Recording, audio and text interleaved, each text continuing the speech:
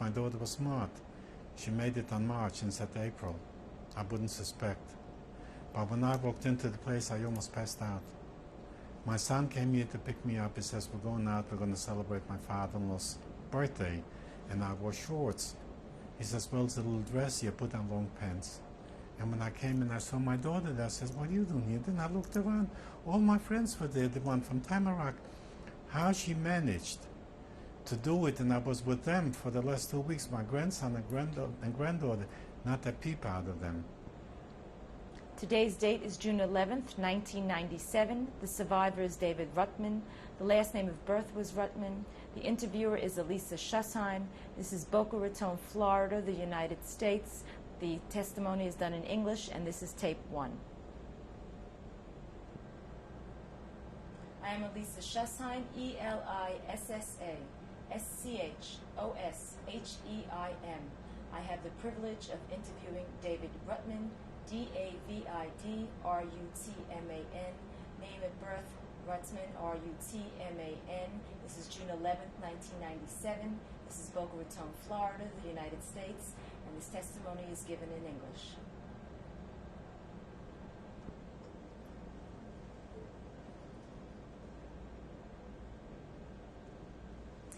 Can you please state and spell your name?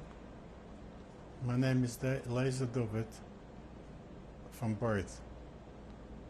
But now I'm only called David. I was born in Radom, Poland, April the 3rd, 1927. We were a large family and religious. At 1939, tragedy hit us. World War II broke out. The Germans bombarded Poland when they occupied my hometown Radom, like they came with a systematic method pre-planned how to destroy us, the Jewish people. Can you please state your last name? Yeah, David Rutman, R-U-T-M-A-N. And what is your date of birth? April the 3rd, 1927. And how old are you today? 70. April the 3rd, I was 70 years old. Mr. Rutman, we're going to talk a little bit about your family. What was your father's name? Abraham And Avrum And his last name? Rutman, R-U-T-M-A-N. Can you tell me what kind of a man your father was? Religious, respectful, well-liked by everybody, very popular in town, was very active in the temple. I guess all the respect that anyone can ask my father had. What kind of relationship did you have with him? Fairly good. We were too busy with the 9 children, so I couldn't spend too much time with either one. But I would say I was fairly close with him.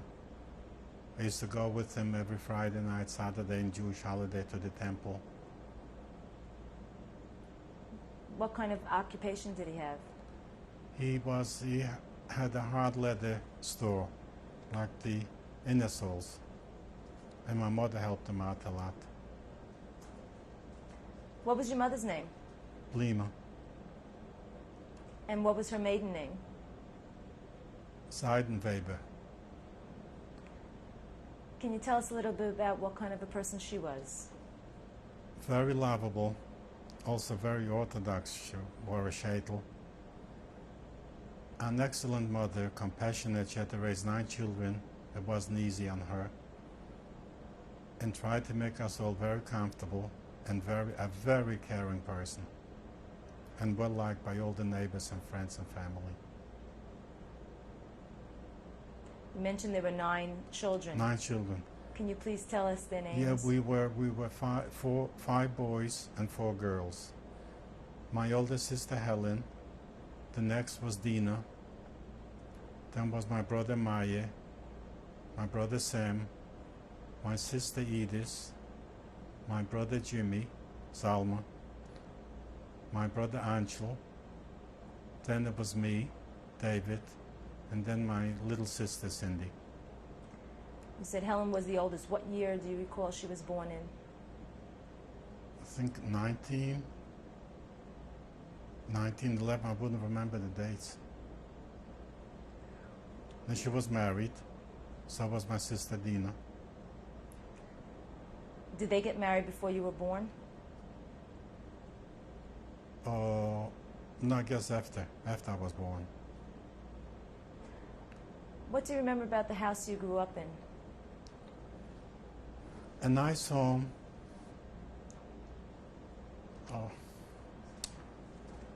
It wasn't the most pleasant thing to live among the Gentiles. You know, they never liked Jews. Every time we used to walk out, they used to harass us, throw stones at us. But the home itself was nice. We lived around the corner from the synagogue, and we spent a lot of time there with my parents and my brothers. It was a nice, comfortable home. It wasn't, as far as food, it was a problem. We were 9 children. There wasn't enough to go around the table. But it was fairly comfortable. Do you remember what your bedroom looked like? My bedroom? Yeah, we slept in one room, the 5 boys. It was only a 3-room apartment. My parents had 1 room, the sisters had 1, and we had 1. And we had 1 dark room where we always used to joke around that was the room where my father made the babies. It was tough. It was a very small apartment. 3 rooms to raise 9 children wasn't easy. But we managed. We used to look forward for holidays so there would be extra food on the table. But we were a very happy family, extremely close. What do you remember about celebrating the holidays? It was tough. There wasn't enough money, to buy enough food for the house. But we lived on a lower level, but we managed. Do you recall any holiday in particular that you celebrated with your family? Oh, sure.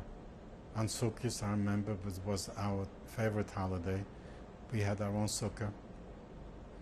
My brothers and I, we assembled it before Sukkot. My father, as I said before, was a very popular man, invited his neighbors, friends to come in and join us in. We were busy decorating it. I really look forward for that holiday Sukkot. It was beautiful. Well, every holiday in that respect was nice, because there was extra food on the table. Do you recall your grandparents? No, just my 2 grandmothers. My father's mother and my mother's mother. She lived also in the same apartment. 13 people in 3 rooms. What was your father's mother's name? Chanelaya. And your mother's mother? Was Esther Rivke. And how long did they live with you for? They lived, I think, they died just before the war started. What do you remember about school, elementary school? Very little. Well, as soon as the Germans occupied my hometown, that was the end of school. When you I was were 14 years old. How about from when you were younger than that? Do you remember having any friends or what kind of activities Oh you yeah, did? I had a lot of neighbors in the building. I had a lot of friends. And life was tough. It wasn't like here. We had no games, no toys. But we managed somehow to entertain ourselves. But we didn't know any better, and we didn't expect anything more. Do you remember how you entertained yourself? I think the first time I went to a movie, I must have been about 14 years old. We made our own toys, like let's say in the wintertime we got hit with a snowstorm. I had no sled.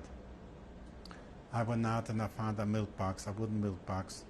My brother Albert helped me nail down some metal strips, tie down a rope, and he pulled me all over the street, and we used to go down the hill, sliding down. And that was our entertainment. But we were happy. We didn't know any better. Whatever we could get out of life was appreciated. Do you recall suffering any anti-Semitism as a child? Yeah, the Polish used to harass us a lot. In fact, I remember my sister Edith, she had once made herself a new coat, and when she walked home from work, she walked through the Polish zone. Not that it was a ghetto, but she walked through the Polish section, and they slashed the coat. She came in hysterical crying. It was the first time she got herself a coat, and the coat was slashed in on the front and back. So my other sister, Dina, was a dressmaker, so she told her, don't cry, we'll fix it up, and that's it. That was always harassing. In terms of your siblings, what kind of relationships did you have with them? Well, with my brother Albert, we were almost like twins, very close. And my little Cindy, she was unreal. We were never separated, always together. When he was shot, you know, like half of my life was gone, my brother Albert. It took me months to get over it.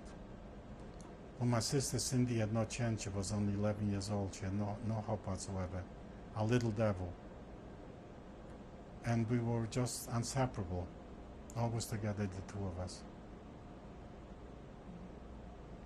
Do you recall the other relationships with the other siblings? Well, my brother Jimmy was about 5 years older, so he was closer with my sister Edith and with Sam and Maya. But I was mainly close with my brother Albert and my little sister Cindy.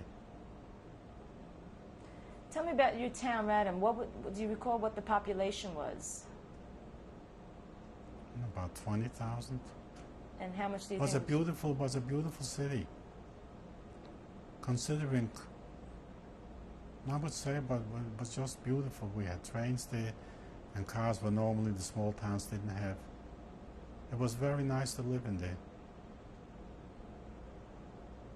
What do you think the Jewish population was? I don't remember.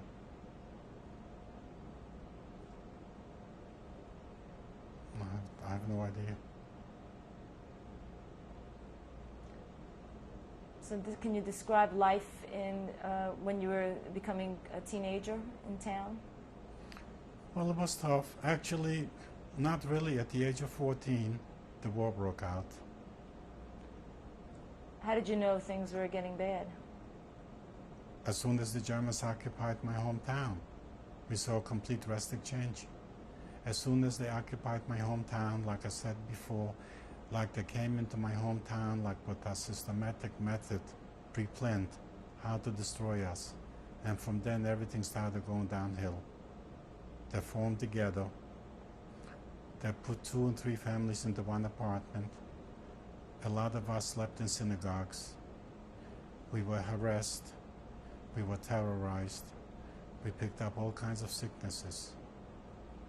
My brother Albert was only 17 years old. He snuck out from the ghetto to get us some extra food. A German guard saw him. He asked him, "Du bist ein Jude?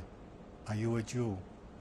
Before my brother had a chance to say, he shot him instantly. And then one early morning in August 1942, the SS came storming into the ghetto with machine guns. Alle heraus, everybody out. The elderly people and the children that couldn't walk fast enough were shot instantly. That particular day they shot about 1,500 people. It was a real tragedy, and they put them in one grave on a farm in my hometown.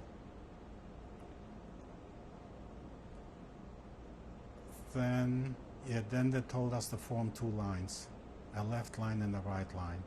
My parents and my sisters went to the left, and my brothers and I went to the right. We had a very bad feeling about the left line. My sister Edith was only 19 years old, a beautiful girl. We told her, "Come over to us, to the right line." She says, "I can't, I have to go with my parents, if in case they need help." And she went with them. For me, it was a very tragic time. I was only 15 years old. Everything was happening so rapidly, so fast. I just couldn't comprehend the whole situation. Before you go on, I wanted to get a little bit more information about the ghetto. When you say the ghetto was formed, how did it get formed? They just closed us in. They fenced us in. They took a couple of streets, and they just closed it with gates, with wires, and they had guards. They had a Jewish guard and they had a German guard standing there watching. There was a curfew, you couldn't get out, and somehow They noticed right away if you were a Jew or not. We had to wear the Jewish band with the star. What year, what time of year, and what year was that? That was right after they occupied my hometown, Radom. It wasn't 39. And where did you and your siblings and parents and grandmothers go as soon as they occupied? What happened to your family? Well, we stayed in the ghetto. But after the ghetto, when they told us to form the two lines, after that, my parents went to Treblinka crematorium with my sisters. We found out, unfortunately, we had no radios, no televisions. Somehow we got the brutal news that my parents and my sisters and the rest of the family went to Treblinka crematorium. Before they went to Treblinka, before they went to Treblinka, what kind of living arrangements did your family have? Were you able to stay in your own home, or what happened? No, we stayed in our own home, in the ghetto. But it was tough, you know, you were limited. Everything, I can't think of the word, everything, you know, like you couldn't get stuff that you wanted, food or whatever was, I can't think of the word. So Rations? Yeah. What happened with your father's business? It got destroyed. The German destroyed whatever was left with the leather. They took it out, and they just took everything away. While you were in the ghetto, did you have any education? No, none whatsoever. We couldn't afford it. Till then, I was just going to public school and whatever I could learn. But as soon as they occupied, that was it. That was the end of my schooling. What would happen if someone needed medical care in the ghetto? It was tough, but if you had to have it for an emergency, they somehow managed to get a doctor. You didn't have too many doctors in town, but there was a way to reach someone to help. In fact, my sister Helen died in the ghetto of a typhus. They couldn't get enough medication to cure it. Was anybody able to work in the ghetto? Have a job? Did you have a job? Not to work in the ghetto. I think you had to go outside the ghetto to get work done. I don't remember the ghetto to get any work. What did your parents tell you was happening? Well, we had lived a very sheltered life. The war came like a shock. We didn't expect it, but all of a sudden we heard bombarding, and before we knew, like the Germans just walked into town. There was no fighting against them. The Poles never put up a fight, and they just walked in. And that was the end. That was everything got destroyed. What did you think was happening? We didn't know what to think. We thought maybe with the Germans occupy Poland, maybe we'll have a better life, but it turned out worse. As bad as it was before the ghetto, with living with the Poles, but it was a lot worse in the ghetto because you were limited. You had a curfew, you couldn't go walk out. You had to walk around like you had a mark, you know, with the Jewish band, with the star. And as soon as the Poles, like the Germans, couldn't tell the difference between a Jew and a Pole, so they told the Polacks, if you spot a Jew outside the ghetto, tell us, and you get a pound of sugar. So that, like, they were walking around with a flashlight, you know, to find. The German couldn't tell if you're Jewish or not, but the Polacks could. So if you saw a Jew outside the ghetto, they said, there walks a Jew. So they collected a pound of sugar, and they shot the Jew, without any reason, without any questioning at all. How did you know that? The Jewish policeman told us, because, you know, they always had a German guard and a Jewish policeman there. When they shot my brother, we didn't know, but we saw he walked out and he didn't come back. But the policeman told us afterwards. The same thing when they in 1942, when they exported 10,000 people to Treblinka crematorium. We had no newspapers and no radios, but somehow we got the brutal news that my parents, my sisters, and the rest of the family went to Treblinka crematorium. We had no knowledge of the crematorium. We just couldn't comprehend the whole situation. But then we were sent to a work in Camp Pionek. And in Pionek we produced ammunition for the Germans, German army, whatever. That was 1943. The summer of 1944, the work camp Pionek was surrounded with Ukrainians, I don't know if I pronounce it right, and the freight trains arrived. We were exported to Auschwitz.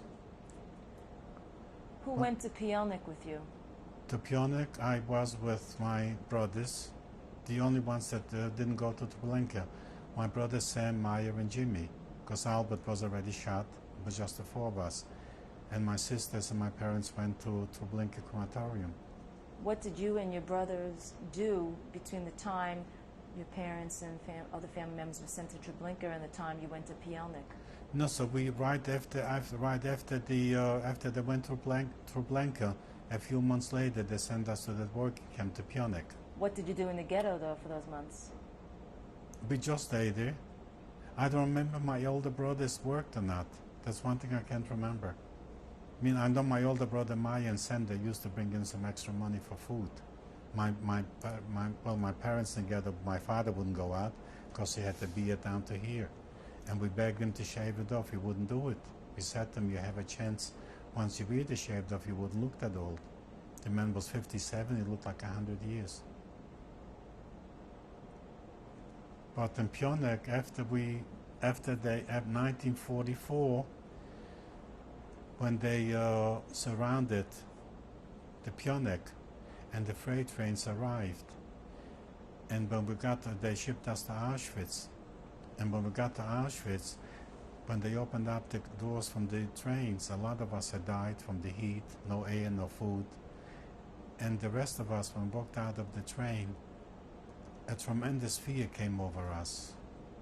You know, like the chills went through us. We couldn't figure out. We saw so much red smoke coming out of the chimneys, and the air smelled so bad, and we just couldn't figure out. We talked among each other, what is this? So my brother Maya said, it looks like the smoke, the red smoke coming from the chimneys and this bad air smelling. Maybe this comes from the people that are burning the crematorium. But soon enough we found out that was it. And we realized that, and you know, since from the time that I got to Auschwitz, such a fear was in me that I lived with that fear, you know, like every day was like living with death. I was afraid every day I woke up that I'm the next one on the list to be shot or whatever. But after a short while from Auschwitz, they sent us to Birkenau. They have our numbers tattooed, which I have my number B855 here. And from that on, that was my new name. My David was gone. Everyone called me by B855. In the morning when we had to go out to be counted for work in the camp, B855, you don't stand straight. B855, walk this way. B855, walk that way. That number was so drilled into me that I forgot my name completely. That was my new name. In Birkenau, I was a short time with my brother Sam and Maya. After a while, they took them to a different camp, and I was on my own already at the age of 16 to fight for my life, which it wasn't easy. From Birkenau, I was sent to Buna. In Buna, I was till January 1945.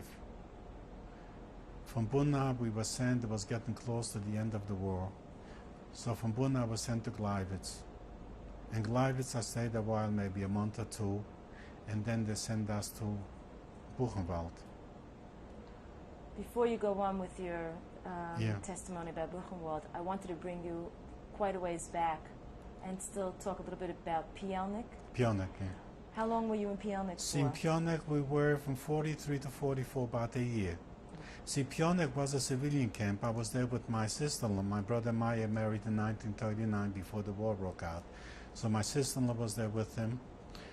Sam's girlfriend was also Dora, which I met after the war. I'll go back to that. And the sister Mali, my brother Jimmy. We were all together.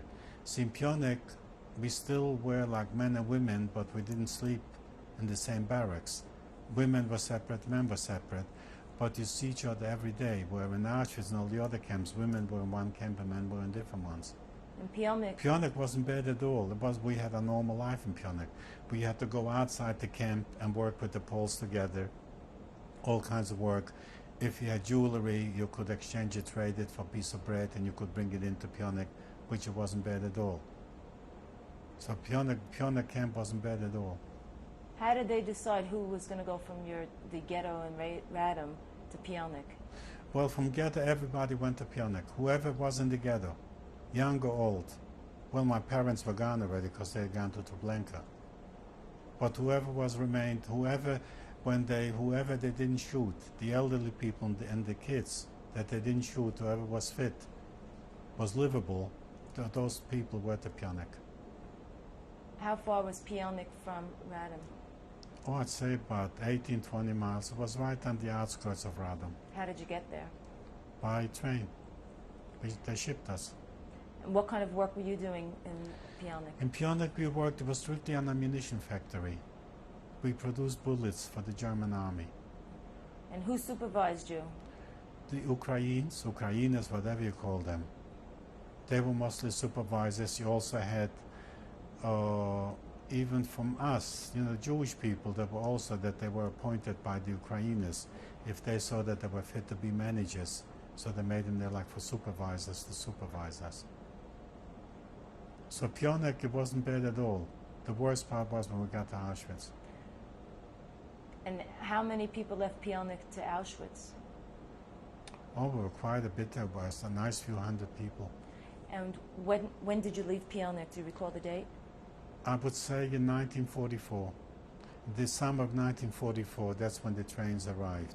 And how far was it from Pionik to Auschwitz?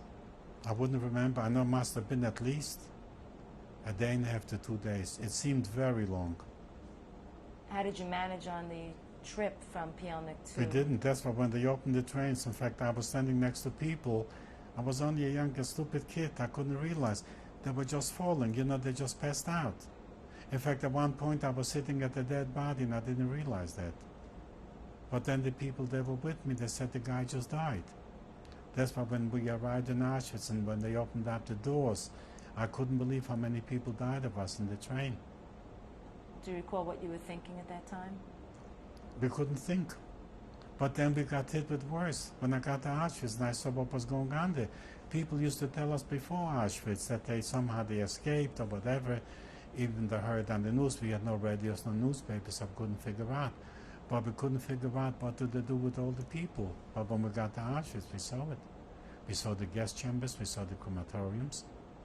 And like you live with that every day. If we went out in the morning to be counted, let's say that in the morning when they blew the bugle, you had to get up in the morning to be counted to go out to work.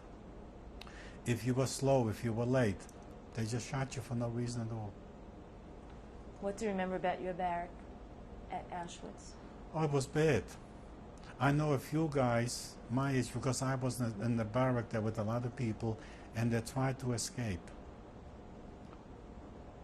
They knew that there was no way to escape because you had lines, like let's say every mile there was barbed wires. If you hit one fence, if you cut it, you got through. On the second or the third one, you're going to be picked up. They picked up 3 guys and they brought them back and they hung him by the feet. This I'll never forget. It was bad enough when they hung you by the head, by the throat.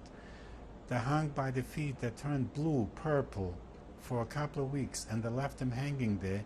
So every morning when we come out to go to work to be counted, and we had to look at them, and they said to us, this is what you have to face. If you ever attempt to escape, there's no way for you to escape. And we catch you, we're going to hang you by the feet. If it ever crossed my mind to do it, I was a stupid kid that says, I'm only 15. This is no life for me. Maybe I'll make a life for myself. It crossed my mind never to do it. We're going to stop the camera and change the tape.